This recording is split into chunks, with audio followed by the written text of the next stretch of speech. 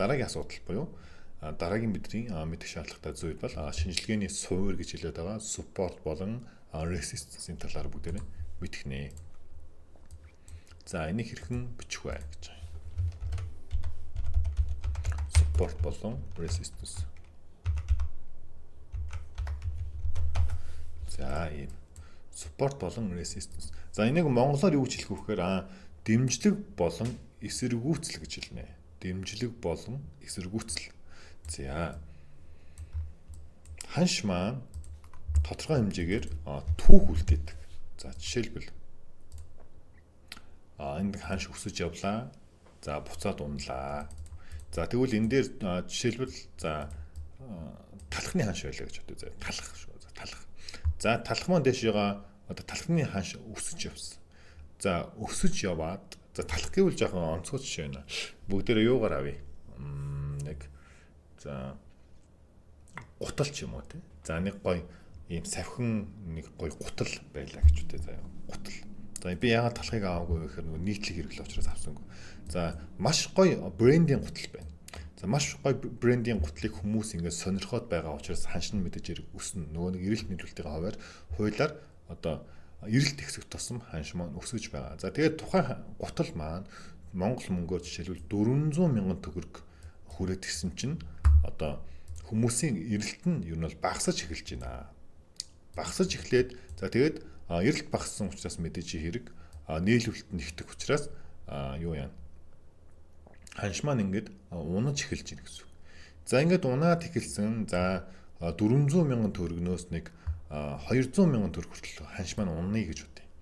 За тэгсэн ч гэсэн угаасаа унсан хэвээрээ байгаад яг нь.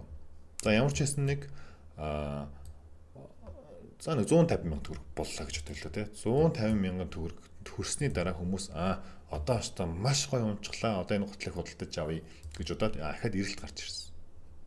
За ингээд одоо эрэлт гарч ирэхэд юу болох вэ гэхээр өмнө нь хүмүүс 400 мянган төгрөг байхад нь үнэтэй байна гэд буцаагаад одоо зарах ч юм уу худалдаж авах болоод эрэлт байхгүй болсон байхгүй. Тэгвэл буцаад одоо энэ 400 мянга гэдэг энэ ханшин дээр ирэхдээ хүмүүс юу гэж бодох вэ гэхээр ахаад үнэтэй болж байна гэд нөгөө нэг худалдаж авах болоод тий болж эхэлнэ гэсэн үг байхгүй.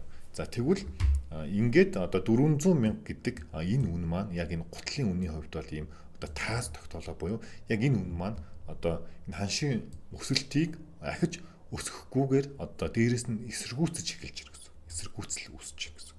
За тэгэхээр ингэж эсэргүүцэл үүссэн учраас яг 400 мянган төгрөгөөс ханш маань ахаад унах магадлал болчихж байна. За тэгэхээр өмнө нь ямар нэгэн одоо ханшийн орой үүсээд за энэ орой маань өөрөө resistance юм зон болж өгдөг. Буюу эсэргүүцлийн ийм одоо талбай болж өгдөг. За тэгээд ханш маань унаад ахаад дэшээ ирэхдээ мэдээж хэрэг эрэлт нийлүүлэлтийн хуулиар хүмүүс хэрвээ энэ чинь үнэтэй байна гэж үзэх юм бол ахаад ханшийг доош нь унгаах магадлалтай байдаг гэсэн.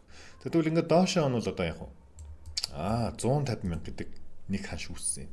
За энэ 150 мянга гэдэг энэ ханшин дээр ирээд хүмүүс окей одоо хямдхан байна худалдаж авъя гэд одоо дээшээга юу яаж болно худалдаад авч эхэлж болно. За тэгвэл энэ дээр ханшийг 150 мянгаас доошоо унгаахгүй гэсэн одоо ийм эрэлтүүд бий болж байна буюу энэ маань болохоор support болж байна гэсэн үг.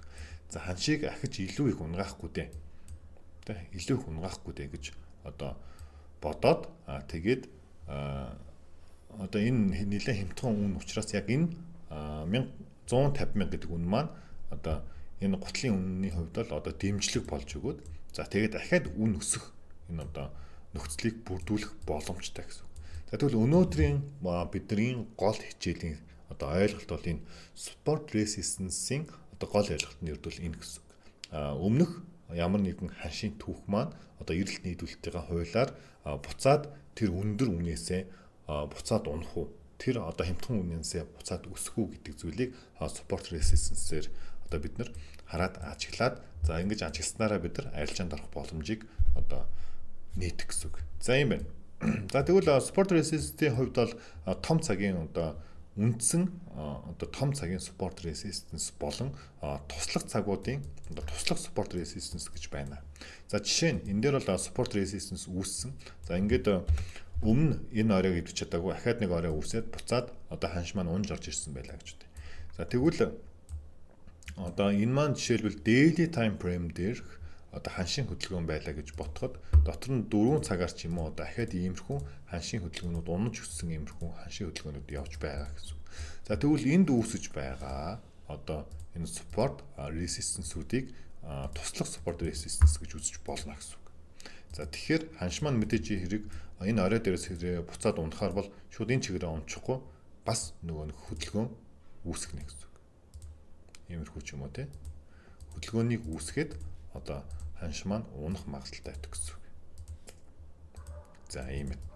Тэгэхээр энийг хэрэг харах юм бол өмнө энд те давхцах ч юм уу те иймэрхүү тохиолдлууд их байна гэсэн үг. За тэгэхээр бидний хувьд бол яг цаашдаа ямар одоо цаг дээр арилжаа хийж байгаагаас хамаарат support resistance-үүдээ одоо тухайн цагтаагаа хамааруулж зурдаг гэсэн үг. За тэгвэл энэ дээр бидний хувьд бол яг маш одоо хэрвээ та бүхэн маань дотроо бодож байгаа бол нэг арилжааны support resistance-ийг бид нар мэддэг болсноороо арилжааны нэг гол боломжууд гарч ирнэ. За жишээлбэл одоо яг гэхээр resistance дээр хүрээд ирлээ. За resistance дээр хурж ирээд хэрвээ доошоогоо ойж байгаа шүү гэсэн хэрвээ дахиад бид нар дүүгч чадах юм бол бид нар энэ resistance-ийн эндээс sell арилжаанд ордог support хүртэл. Инхээр бидний хувьд бол одоо ашигтай арилжаа хийх боломжтой гэсэн. За энэ ногоон нь болохоор юу шүү за? Бидний take profit буюу одоо ашигын явах ханш. За энэ улаан нь болохоор stop loss байрлаж байгаа ханш гэсэн үг.